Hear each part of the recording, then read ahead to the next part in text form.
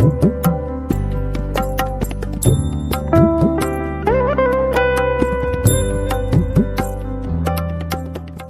Approach అవుతున్న consultancies పట్ల ఎంత జాగ్రత్తగా ఉండాలంటారు? యాక్చువల్గా ఈ సబ్జెక్ట్ మనం లార్జర్ పర్స్పెక్టివ్లో చూసినప్పుడు ఈ అక్రమ వలసలు అమెరికాకే కాదు, బ్రిటన్కి ఉన్నాయి, యూరోప్లో, ఇటలీలో. నేను చెప్తాను ఒక ఎగ్జాంపుల్. నేను రోమ్ వెళ్ళాను. రోమ్ పక్కన వాటికన్ సిటీ, అంటే వాటికన్ సిటీ రోమ్ అందులో ఉంటుంది. వాటికన్ సిటీ కూడా మళ్ళీ సపరేట్ దేశం. సో అక్కడ పోప్ నుంచున్నాడు నేను వెళ్ళినప్పుడు. పోప్కి దగ్గరలో ఒక 500 అడుగుల దూరంలో ఒక బంగ్లాదేశ్ వాడు కనపడ్డాడు. ఇక్కడ అన్నీ అమ్ముతున్నాడు, మన చార్మినార్ దగ్గర అమ్మినట్టు అమ్ముతున్నాడు. ఆ పక్కనే ఒకడు బాబా ఉన్నాడు, అవతారం బాబా, మన హిందూ బాబా లాగా ఒకడు డ్రెస్ వేసుకొని ఉన్నాడు. కింద కమండలం పెట్టుకొని ఉన్నాడు. అంటే ఆ కమండలం మీదే ఇట్లా కింద ఏమి లేదు. ఇది ట్రిక్. అది ఆ కమండలానికి యాక్చువల్గా కింద ఐరన్ రాడ్ ఉంటుంది, దానికి కింద ఇది ఉంటుంది, ట్రిక్. కూర్చోవచ్చు దాని మీద సింపుల్గా. అది కనపడదు ఈ అంగి వేసుకున్నప్పుడు, కాషాయ. సో అక్కడ కూర్చొని నేను వెళ్ళి వాడిని అడిగాను, ఏమయ్యా నువ్వు ఎక్కడి నుంచి వచ్చావు అని హిందీలో అడిగాడు. అంటే వాళ్ళకి వస్తుంది ఉర్దూ, హిందీ, మనం మాట్లాడేది బ్రోకెన్ కాబట్టి. సో ఫైనల్గా చెప్పాను, నేను బంగ్లాదేశ్ నుంచి వచ్చాను. బంగ్లాదేశ్ నుంచి వచ్చిన. సో అక్కడ చూస్తే ఇటలీలో కానీ ఫ్రాన్స్లో మొత్తం ఇల్లీగల్ ఇమిగ్రెంట్స్ ఎక్కువ. బంగ్లాదేశ్ అంటే అన్ని దేశాలు మనం వెళ్తే చాలా. ఇప్పుడు బ్రిటన్లో వెళ్ళాం, ఒక రెస్టారెంట్కి వెళ్ళాం, ఇండియన్ రెస్టారెంట్ అని రాసి ఉంటుంది. నడిపేదంతా పాకిస్తానీలు లేదా బంగ్లాదేశీలు. ఆ పేరుకి ఇండియన్ రెస్టారెంట్. చాలా యుఎస్లో కూడా, యూరోప్లో కూడా చాలా. సో వీళ్ళు ఇది అంటే ఎందుకు చెప్తున్నా అంటే, చాలా వీళ్ళు ఎలా వెళ్తారంటే సీలో వెళ్తారు. ఇక సిరియన్ రెఫ్యూజీ, సిరియాలో ఒక క్రైసిస్ అయింది. సిరియాలో ఐసిస్ వచ్చిన తర్వాత క్రైసిస్ వచ్చింది. ఈ రెఫ్యూజీస్ అందరూ బోట్స్లో, చిన్న బోట్స్. ఆ బోట్స్ కూడా ఎలా ఉంటాయంటే ఎయిర్ ఎప్పుడైనా మునిగిపోవచ్చు. అలాంటి బోట్స్లో వాళ్ళు ప్రయాణం చేస్తుంటారు. ఇప్పుడు ఈ డంకీ రూట్లో కూడా బోట్ రూట్ కూడా ఉంది. సో అమెరికాకి హవానా నుంచి వెళ్ళే రూట్ ఉంది. సో ఈ బోట్ రూటులో వీళ్ళు వెళ్తుంటారు. సో ఇది జనరల్గా it's a larger issue for overall అన్ని దేశాలకి ఇష్యూ. ఇండియాకు కూడా బంగ్లాదేశ్ వాళ్ళు వస్తున్నారు. ఇండియాకు కూడా మనకు ఇండో బంగ్లాదేశ్ బోర్డర్లో బంగ్లాదేశ్ వాళ్ళు వస్తున్నారు. హైదరాబాద్లో కూడా రోహింగ్యా ముస్లిమ్స్ ఉన్నారని ఇదని గొడవలు అవుతూ ఉంటాయి. సో ఎప్పుడైనా గ్రీనర్ పాస్చర్స్, ప్రపంచంలో ఎక్కడైతే ఎక్కువ ఉపాధి దొరుకుతుందో, ఎక్కడైతే ఎక్కువ వేతనాలు దొరుకుతాయో, ఎక్కడైతే జీవన ప్రమాణాలు ఎక్కువ ఉన్నాయో అక్కడికి జనాలు వెళ్ళటం కామను. అది లీగల్గా మైగ్రేట్ అవుతుంటారు. ఒక విధంగా చెప్తే అమెరికా అనే దేశంలో జనాలే లేరు, రెడ్ ఇండియన్స్ తప్ప. మిగతా వీళ్ళందరూ ఇప్పుడున్న ప్రెసిడెంట్లు, పాత ప్రెసిడెంట్లు, జనాలు అందరూ అక్కడ వలస వచ్చిన వాళ్ళే. అమెరికానే పెద్ద వలస దేశం. It's a nation of immigrants. అయితే legal immigration is always a good. Because illegal immigration అది మనల్ని కష్టాల్లో, నష్టాల్లో పడేస్తుంది.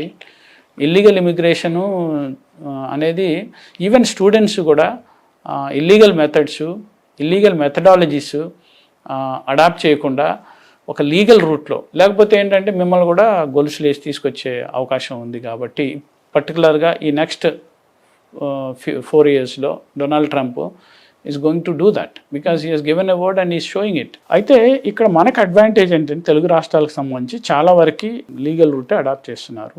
అయితే ఇటీవల నేను ఒక ఇంట్రెస్టింగ్ ట్వీట్ చూశాను. ఒక అమెరికాలో ఉంటున్న మన భారతీయుడు ఒక రెస్పాండ్ అవుతూ, ఇక్కడ మా యూనివర్సిటీలకు రండి చదువుకోండి అని యుఎస్ ఇండియన్ అంబాసిడరు ఒక వీడియో పెట్టాడు. ఆ వీడియోకి చెప్తూ, ఎందుకు రావాలి ఇక్కడ విద్యార్థులు? రావద్దు, చదువుకోవడానికి రావద్దు. ఎందుకంటే ఎక్కువ మంది విద్యార్థులు వెళ్ళేది, ఇక్కడ యూనివర్సిటీలు ఉన్నాయి, అక్కడ వెళ్ళేది బెటర్ ఎడ్యుకేషనే కాకుండా జాబ్స్ వస్తాయి, ఫ్యూచర్లో అమెరికాలో సెటిల్ అవ్వాలి అని.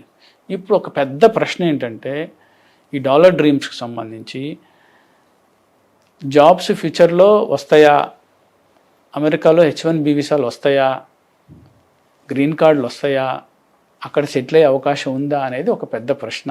ఎందుకంటే ఈ అవేర్నెస్ వచ్చిన సందర్భంలో అయితే బాగా నీకు ఎక్స్పర్టైజ్ ఉండి, నాలెడ్జ్ ఉండి, సబ్జెక్ట్ తెలిసిన వాళ్ళకి, స్కిల్ ఉన్న వాళ్ళకి, లార్జర్గా స్కిల్ ఉన్న వాళ్ళకి, ఎక్కడైనా హై స్కిల్ ఉన్న వాళ్ళకి అవకాశాలు ఉంటాయి.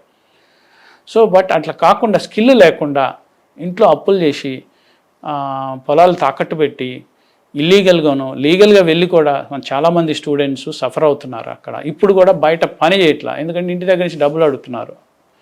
మీరు డబ్బులు పంపించండి అని. ఇంతకుముందు అంటే పని చేసి రెస్టారెంట్లో పని చేసి అది చేసేవాళ్ళు. మీరు మీ ఎక్స్పీరియన్స్లో వీటిపైన ఏమైనా ఇన్వెస్టిగేటివ్ మెథడ్స్లో వర్క్ చేయడం జరిగిందా? మీ ఎక్స్పీరియన్స్ ఏమైనా ఉన్నాయా? ఇప్పుడు నేను చెప్పినట్టు ఈ శశికిరణ్ రెడ్డి కేసులో we have done some certain investigation చేశాను నేను.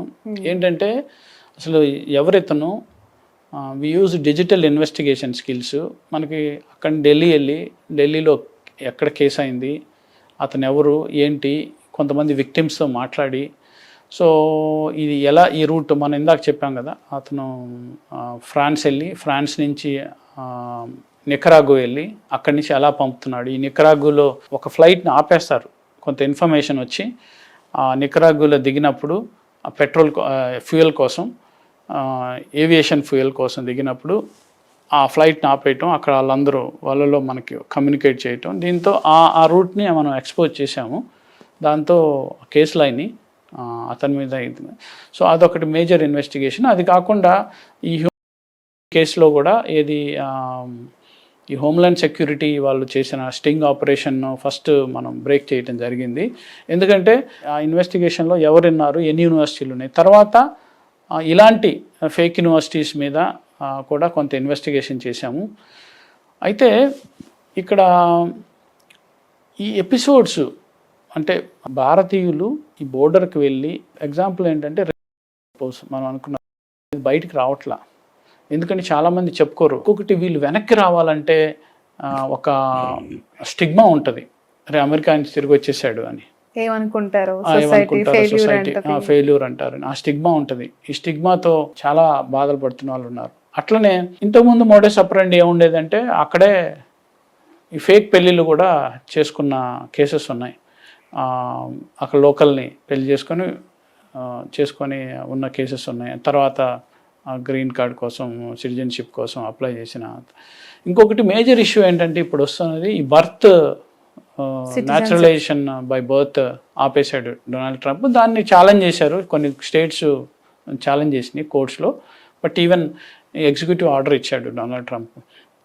సో అది ఒక పెద్ద గొడ్డలి పెట్టు మన చాలామందికి, అక్కడ గ్రీన్ కార్డ్తో ఉన్న వాళ్ళకి కానీ, లేకపోతే H1B వీసాతో ఉన్న వాళ్ళు కానీ, అక్కడ పుట్టిన వాళ్ళకి న్యాచురలైజేషన్ రాదు అని.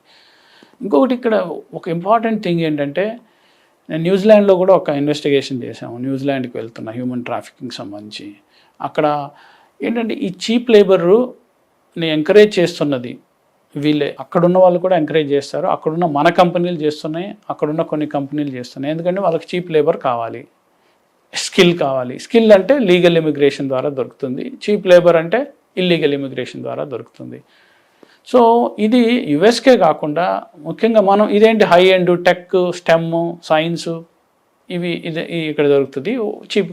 అట్లా కాకుండా గల్ఫ్లో, నేను దుబాయ్ వెళ్ళాను, దుబాయ్లో ఆ జైలుకి వెళ్ళాను, వెళ్ళి జైలుకి చూడటానికి వెళ్ళాను. సో అక్కడ ఖైదీలతో మాట్లాడాను, మన తెలుగు వాళ్ళే. ఎట్లా వాళ్ళు ఇక్కడి నుంచి టూరిస్ట్ వీసా, మీరు సినిమా చూశారు ఆడు జీవితం మేక బతుకు, అక్కడ వెళ్ళి గల్ఫ్లో వాళ్ళు ఎట్లా వాడు తప్పించుకోవడానికి వస్తాడు ఎడార్లో ఇదంతా.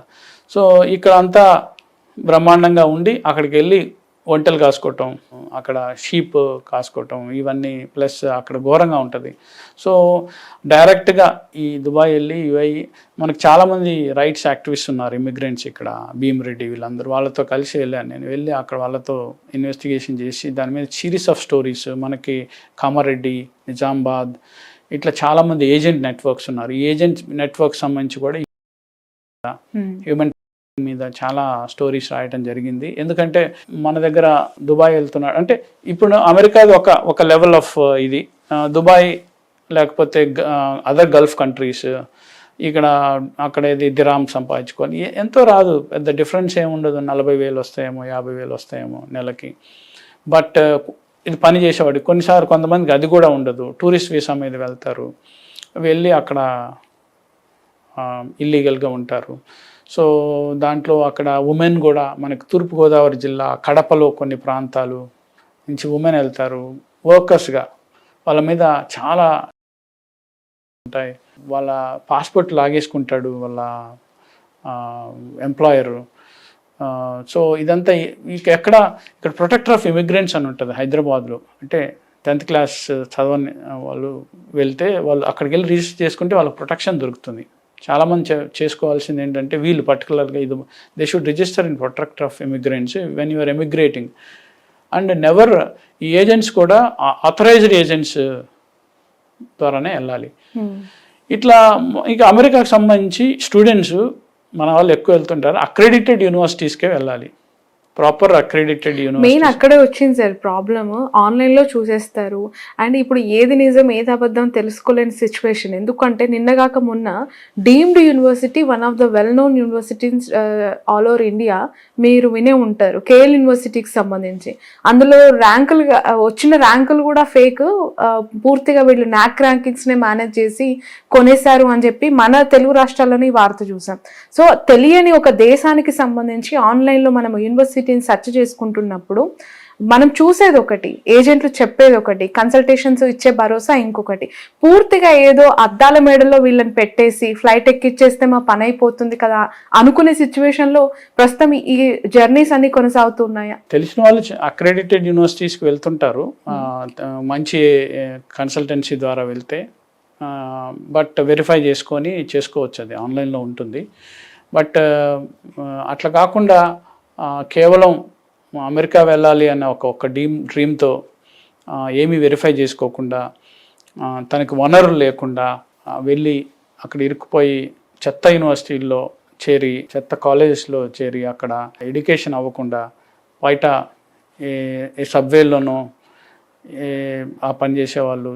అంటే మామూలుగా పార్ట్ టైమ్ అది వేరు, బట్ అసలు ఏమీ లేకుండా ఉండే పరిస్థితి, అది కూడా దొరకకుండా ఇప్పుడు ఇల్లీగల్ రూట్లో వెళ్తూ. సో ఓవరాల్గా ఏంటంటే ఇప్పుడు జరుగుతున్నాం, బికాజ్ మన టాపిక్ ఏంటి, అమెరికా డొనాల్డ్ ట్రంప్ చాలా మందిని సంఖ్యలు వేసి యుద్ధ విమానాల్లో ఇండియాకు పంపిస్తున్నాడు. డంకీ రూట్ మనం ముఖ్యంగా మాట్లాడుకోవాలి, ఎందుకంటే ఇప్పుడు కెనడా రూటు ఎక్కువ మంది పోతున్నారు ఈ మధ్య రీసెంట్గా, బికాజ్ ఈ మెక్సికో రూట్లో ఎక్కువ విజిల్ ఉంటుంది. కొంచెం కెనడా రూట్ కూడా అంత తేలికేం కాదు, కెనడాకి వాళ్ళు వెళ్తారు మామూలు విజిట్ వీసా మీద. కెనడాలో కూడా బోర్డర్స్లో కూడా చాలామందిని పట్టుకుంటున్నారు. ఇప్పుడు మనం జగదీష్ పటేల్ కేసు తీసుకున్నప్పుడు ఆ మంచులో చనిపోవటం ఇలాంటివి అక్కడ ఇన్సిడెంట్స్ అవుతున్నాయి. ప్లస్ అక్కడ వాళ్ళని ఆ లోకల్ క్యాంప్స్లో పెడతారు. తర్వాత ఇంకొకటి కొన్ని కంట్రీస్ అయితే ఇప్పుడు యూకే లాంటివి ఇల్లీగల్ ఇమిగ్రెంట్స్ని రువాండా లాంటి ఆఫ్రికన్ దేశాలు పంపుతున్నారు. ఆఫ్రికన్ దేశాల్లో వాళ్ళ క్యాంప్ సెటప్ ఉంటుంది. అట్లనే ఇక్కడ కూడా ఇప్పుడు ఇండియా కంటే ఇండియా యాక్సెప్ట్ చేస్తుంది వెరిఫై చేసి. నరేంద్ర మోడీ కూడా prime minister is going to meet Donald Trump. But Jaishankar కూడా చెప్పింది ఏంటంటే ఒకవేళ మా దేశస్తులే అవుతే వాళ్ళు వెరిఫై చేసుకుంటే మేము యాక్సెప్ట్ చేస్తున్నాం, ఇండియా యాక్సెప్ట్ చేస్తుంది, గతంలో యాక్సెప్ట్ చేసింది, ఇప్పుడు కూడా యాక్సెప్ట్ చేస్తుంది. అయితే ఇక్కడ ఒక విచారించాల్సిన విషయం ఏంటంటే, ఒకటి అమెరికన్ ప్రభుత్వం మానవ హక్కుల్ని ప్రొటెక్ట్ చేయాల్సి ఉంటుంది, ఎంత ఇల్లీగల్ ఇమిగ్రెంట్ అయినా సంఖ్యలు వేసి. అట్లనే మనం కూడా తెలుసుకోవాల్సిన విషయం ఏంటంటే, తెలుగు రాష్ట్రాల వాళ్ళు కొంతమంది ఉన్నారు, ఐ థింక్ నెక్స్ట్లో వచ్చే అవకాశం ఉంది. సో తెలుసుకోవాల్సింది ఏంటంటే, ఈ డాలర్ డ్రీమ్స్ కోసం, ఈ డాలర్ చేస్ కోసం మన ఆత్మాభిమానాన్ని, మన ఉన్న ఊరిని, మన పరువుని పక్కన పెట్టి, because you are barred once you are an illegal immigrant, 5 ఏళ్ల వరకు వెళ్ళటానికి లేదు, మళ్ళీ నువ్వు ఎంట్రీకి అవకాశం లేదు. సో ఇట్లా కొన్నిసార్లు if you are doing it repeatedly you will cases. So ఇవన్నీ బదులు ఇక్కడే ఈ దేశంలో ఇప్పుడు ఆ ₹1 ఏదో ఇండియాలో పెడితే, ఒక ఉద్యోగం ఒక వ్యాపారం చేస్తే ఎంత మంచిగా ఉంటుంది. సో ఆ ₹1, ఆ 70 లక్షలు, 50 లక్షలు, వాట్ ఎవర్ స్పెండింగ్, 40 నుంచి ₹1 మధ్య నడుస్తుంది. ఆ డబ్బు ఇండియాలోనే